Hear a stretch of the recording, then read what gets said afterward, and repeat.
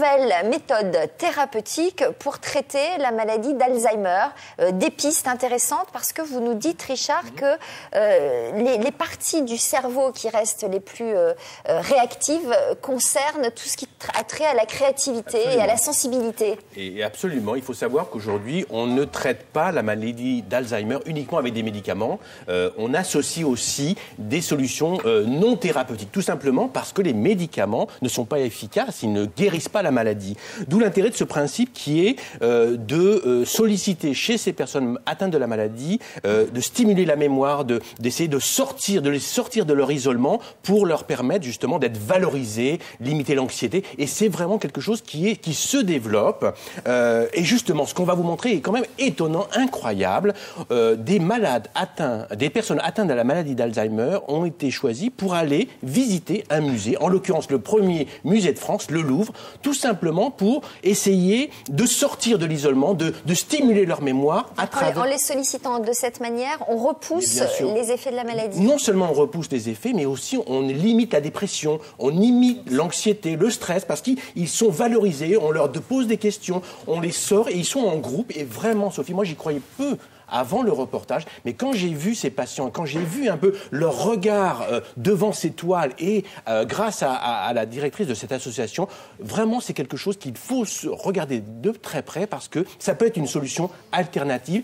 On a les médicaments qui ralentissent la maladie, mais pas seulement. Aujourd'hui, la tendance c'est ça. Je vous rappelle qu'il y a un plan Alzheimer qui a été souhaité par Nicolas Sarkozy, qui intègre ce type d'éducation, ce type d'association. Donc il faut voir comment ça marche. Moi je vous propose tout de suite justement d'aller faire un tour au Louvre avec des malades et avec cette association, l'association Arts. On regarde tout de suite.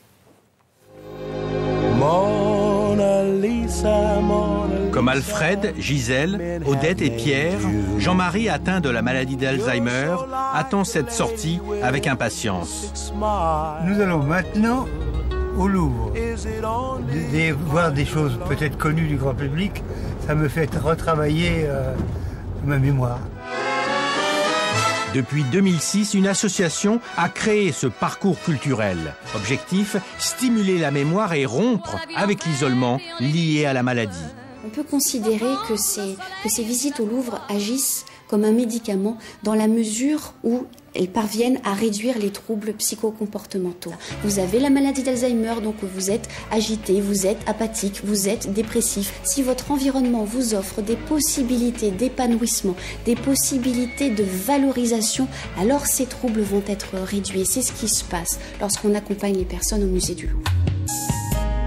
Par rapport à la maladie, quel est l'objectif de ce travail? Quand vous avez ce type de maladie, vous avez des difficultés à continuer à donner un sens aux situations. Et donner un sens aux situations, ça veut dire continuer d'identifier les choses, de les associer entre elles, de les dissocier comme ces trois personnages opposés à celui-là. Et c'est ça qui permet de dégager le sens d'une œuvre et aussi le sens des situations de la vie quotidienne. Pour qu'il y ait une mémoire, il faut qu'il y ait eu de l'attention. Et attention, grâce à une visite au Louvre, je vais porter attention à un tableau qui me touche. J'ai une mémoire, mais qu'elle est enfouie, qu'elle a besoin d'être réveillée. Moi, je peux dire très honnêtement que ça m'apporte beaucoup. Et une fois terminé, bien sûr, on pourrait croire qu'on ne retient rien, et c'est faux. On retient énormément. Ce qu'il faut savoir, c'est que les visites au musée du Louvre suivent une ritualisation.